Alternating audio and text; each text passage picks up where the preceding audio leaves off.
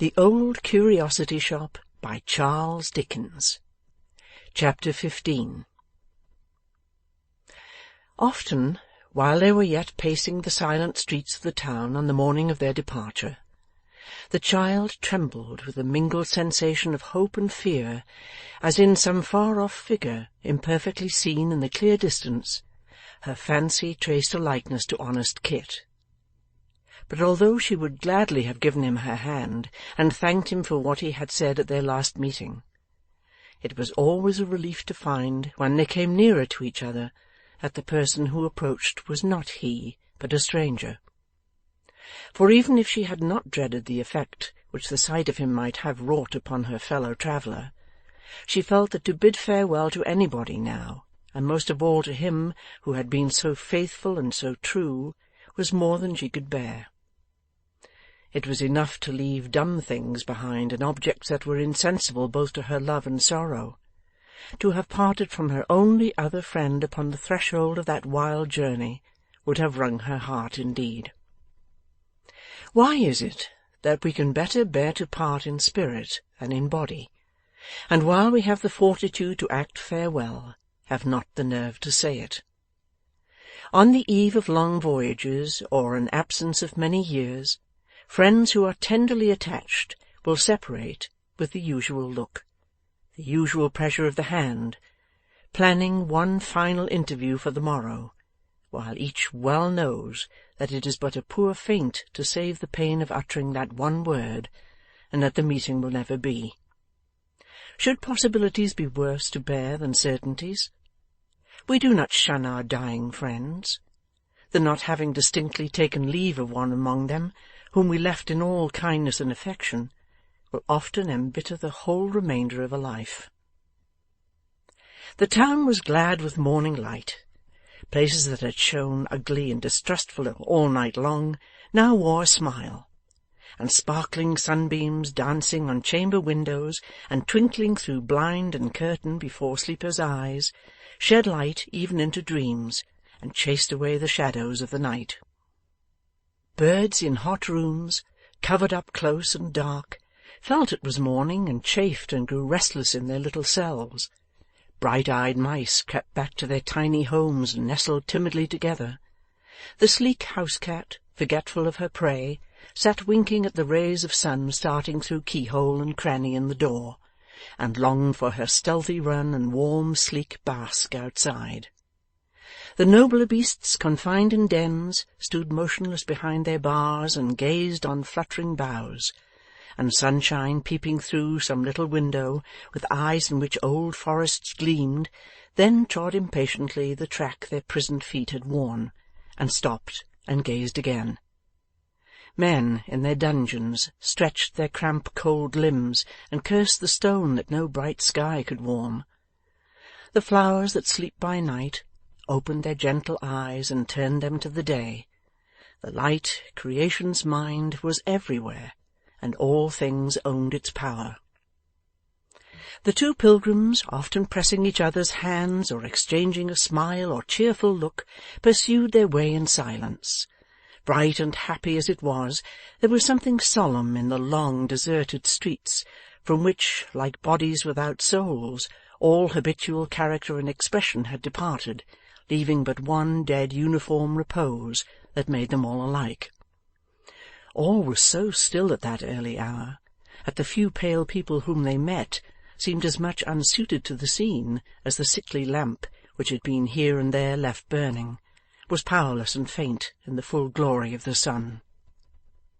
Before they had penetrated very far into the labyrinth of men's abodes which yet lay between them and the outskirts, this aspect began to melt away, and noise and bustle to usurp its place. Some straggling carts and coaches rumbling by first broke the charm, then others came, then others yet more active, then a crowd. The wonder was at first to see a tradesman's window open, but it was a rare thing soon to see one closed. Then smoke rose slowly from the chimneys, and sashes were thrown up to let in air, and doors were opened, and servant girls, looking lazily in all directions but their brooms, scattered brown clouds of dust into the eyes of shrinking passengers, or listened disconsolately to milkmen who spoke of country fairs, and told of waggons in the mews with awnings and all things complete, and gallant swains to boot, which another hour would see upon their journey. This quarter past, they came upon the haunts of commerce and great traffic, where many people were resorting and business was already rife. The old man looked about him with a startled and bewildered gaze, for these were places that he hoped to shun. He pressed his finger on his lip, and drew the child along by narrow courts and winding ways, nor did he seem at ease until they had left it far behind, often casting a backward look towards it, murmuring that ruin and self-murder were crouching in every street, and would follow if they scented them, and that they could not fly too fast. Again this quarter passed. They came upon a straggling neighbourhood, where the mean houses parcelled off in rooms, and windows patched with rags and paper, told of the populous poverty that sheltered there. The shops sold goods that only poverty could buy, and sellers and buyers were pinched and griped alike. Here were poor streets, where faded gentility essayed with scanty space and shipwrecked means to make its last feeble stand, but tax-gatherer and creditor came there as elsewhere, and the poverty that yet faintly struggled was hardly less squalid and manifest than that which had long ago submitted and given up the game. This was a wide, wide track, for the humble followers of the camp of wealth pitched their tents round about it for many a mile, but its character was still the same. Damp, rotten houses, many to let, many yet building, many half-built and mouldering away, lodgings where it would be hard to tell which needed pity most, those who let or those who came to take. Children, scantily fed and clothed, spread over every street, and sprawling in the dust, scolding mothers stamping their slipshod feet with noisy threats upon the pavement, shabby fathers hurrying with dispirited looks to the occupation which brought them daily bread and little more, mangling women, washerwomen, cobblers, tailors, chandlers, driving their trades in parlours and kitchens and back-room and garrets, and sometimes all of them under the same roof. Brick fields skirting gardens paled with staves of old casks, or timber pillaged from houses burnt down, and blackened and blistered by the flames, mounds of dockweed, nettles, coarse grass, and oyster-shells heaped in rank confusion, small dissenting chapels to teach, with no lack of illustration, the miseries of earth, and plenty of new churches erected with as little superfluous wealth to show the way to heaven. At length these streets, becoming more straggling yet, dwindled and dwindled away until there were only small garden patches bordering the road, with many a summer house innocent of paint and built of old timber or some fragments of a boat, green as the tough cabbage-stalks that grew about it, and grottoed at the seams with toadstools and tight-sticking snails. To these succeeded pert cottages, 2 and 2, with plots of ground in front, laid out in angular beds, with stiff box borders and narrow paths between, where footstep never strayed to make the gravel rough. Then came the public house, freshly painted in green and white, with tea gardens and a bowling green, spurning its old neighbour with the horse trough where the waggons stopped.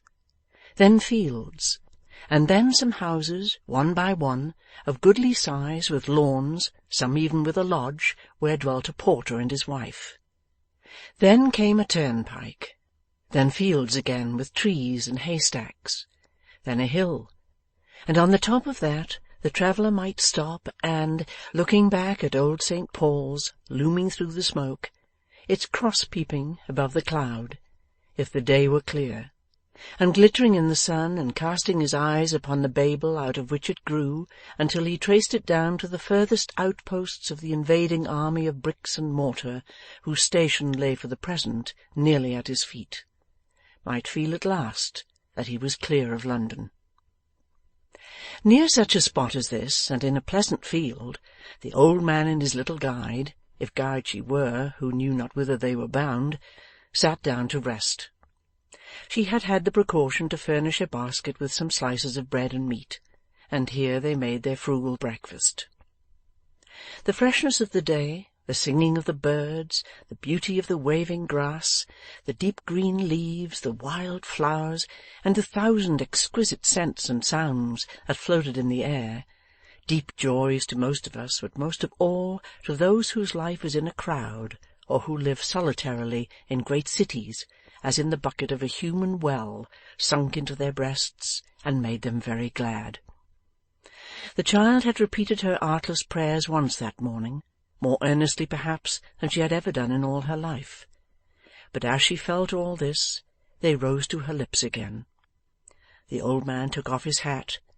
He had no memory for the words, but he said Amen, and that they were very good.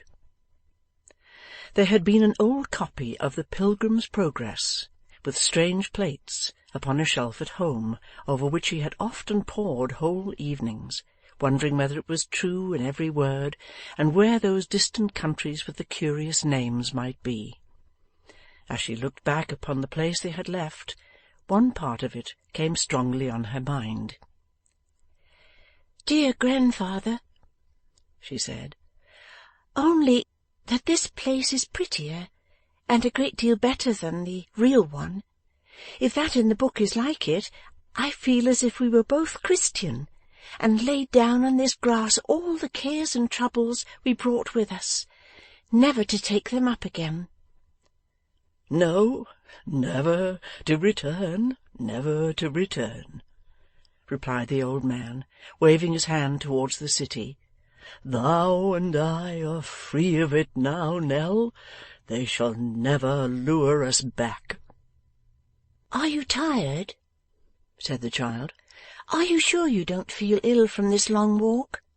"I shall never feel ill again, now that we are once away," was his reply. "Let us be stirring, Nell. We must be further away, a long, long way further. We are too near to stop and be at rest. Come." There was a pool of clear water in the field, in which the child laved her hands and face, and cooled her feet before setting forth to walk again. She would have the old man refresh himself in this way too, and making him sit down upon the grass, cast the water on him with her hands, and dried it with her simple dress. "I can do nothing for myself, my darling," said the grandfather. "I don't know how it is. I could once, but the time's gone. Don't leave me, Nell. Say that thou'lt not leave me. I loved thee all the while, indeed I did.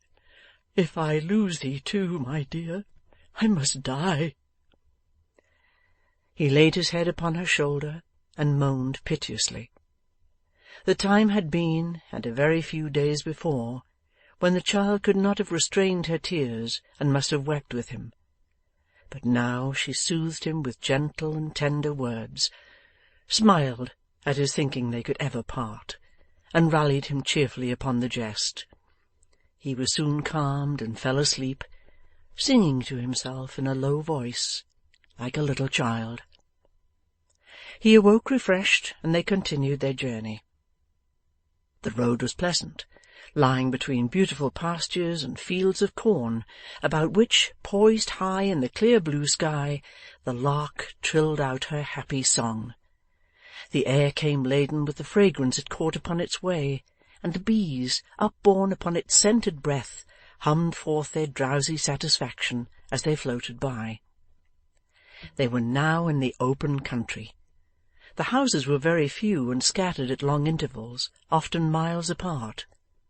Occasionally they came upon a cluster of poor cottages, some with a chair or low board put across the open door to keep the scrambling children from the road, others shut up close while all the family were working in the fields.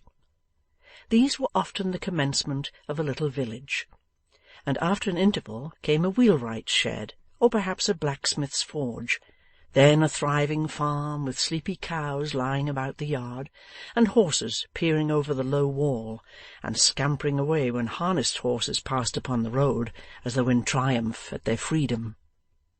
There were dull pigs, too, turning up the ground in search of dainty food, and grunting their monotonous grumblings as they prowled about or crossed each other in their quest, plump pigeons skimming round the roof or strutting on the eaves, and ducks and geese, far more graceful in their own conceit, waddling awkwardly about the edges of the pond or sailing glibly on its surface.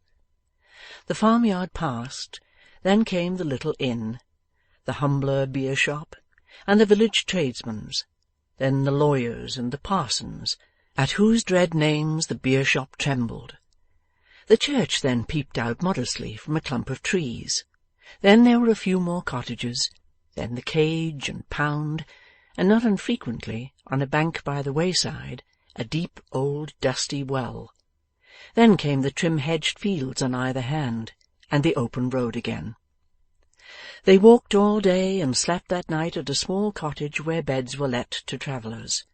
Next morning they were afoot again, and though jaded at first and very tired, recovered before long and proceeded briskly forward. They often stopped to rest, but only for a short space at a time, and still kept on, having had but slight refreshment since the morning. It was nearly 5 o'clock in the afternoon, when, drawing near another cluster of labourers' huts, the child looked wistfully in each, doubtful at which to ask for permission to rest a while and buy a draught of milk. It was not easy to determine, for she was timid and fearful of being repulsed. Here was a crying child, and there a noisy wife. In this the people seemed too poor, in that too many. At length she stopped at one where the family were seated round the table, chiefly because there was an old man sitting in a cushioned chair beside the hearth, and she thought he was a grandfather, and would feel for hers. There were besides the cottager and his wife, and 3 young sturdy children, brown as berries. The request was no sooner preferred than granted. The eldest boy ran out to fetch some milk, the second dragged 2 stools towards the door, and the youngest crept to his mother's gown and looked at the strangers from beneath his sunburnt hand. "God save you, master," said the old cottager in a thin piping voice. "Are you travelling far?" "Yes, sir, a long way," replied the child, for her grandfather appealed to her. "From London?" inquired the old man. The child said yes. Ah, he had been in London many a time, used to go there often once with waggons. It was nigh 32 years since he had been there last, and he did hear say there were great changes. Like enough, he had changed himself since then. 32 years was a long time, and 84 a great age, though there were some he had known that had lived to very hard upon 100, and not so hearty as he, neither. No, nothing like it. "Sit thee down, master, in the elbow-chair," said the old man, knocking his stick upon the brick floor and trying to do so sharply. "Take a pinch out of that box. I don't take much myself, for it comes dear, but I find it wakes me up sometimes, and you're but a boy to me. I should have a son pretty nigh as old as you if he'd lived, but they listed him for a sojer. He come back home, though, for all he had but one poor leg. He always said he'd be buried near the sundial he used to climb upon when he was a baby, did my poor boy, and his words come true. You can see the place with your own eyes. We've kept the turf up ever since." He shook his head, and looking at his daughter with watery eyes, said she needn't be afraid that he was going to talk about that any more. He didn't wish to trouble nobody, and if he had troubled anybody by what he said, he asked pardon. That was all. The milk arrived, and the child producing her little basket, and selecting its best fragments for her grandfather, they made a hearty meal. The furniture of the room was very homely, of course. A few rough chairs and a table, a corner cupboard with their little stock of crockery and delf, a gaudy tea-tray representing a lady in bright red walking out with a very blue parasol, a few common coloured scripture subjects in frames upon the wall and chimney, an old dwarf clothes-press, and an 8-day clock, with a few bright saucepans and a kettle, comprised the whole. But everything was clean and neat, and as the child glanced round, she felt a tranquil air of comfort and content, to which she had long been unaccustomed. "How far is it to any town or village?" she asked of the husband. "A matter of good 5 mile, me dear," was the reply. "But you're not going on to-night?" "Yes, yes, Nell," said the old man hastily, urging her to by signs. Further on, darling, further away if we walk till midnight." "There's a good barn hard by, master," said the man, "or this traveller's lodging, I know, at the Plough and Arrow. Excuse me, but you do seem a little tired, unless you're very anxious to get on." Yes, yes, we are," returned the old man fretfully. "Further away, dear Nell, pray further away." "We must go on indeed," said the child, yielding to his restless wish. "We thank you very much, but we cannot stop so soon. I am quite ready, grandfather." But the woman had observed, from the young wanderer's gait, that one of her little feet was blistered and sore, and being a woman, and a mother too, she would not suffer her to go until she had washed the place and applied some simple remedy, which she did so carefully and with such a gentle hand, rough-grained and hard though it was with work, that the child's heart was too full to admit of her saying more than a fervent "God bless you," nor could she look back nor trust herself to speak until they had left the cottage some distance behind. When she turned her head, she saw that the whole family, even the old grandfather, were standing in the road watching them as they went, and so, with many waves of the hand and cheering nods, and on one side at least not without tears, they parted company. They trudged forward more slowly and painfully than they had done yet, for another mile or thereabouts, when they heard the sound of wheels behind them, and looking round, observed an empty cart approaching pretty briskly. The driver, on coming up to them, stopped his horse and looked earnestly at Nell.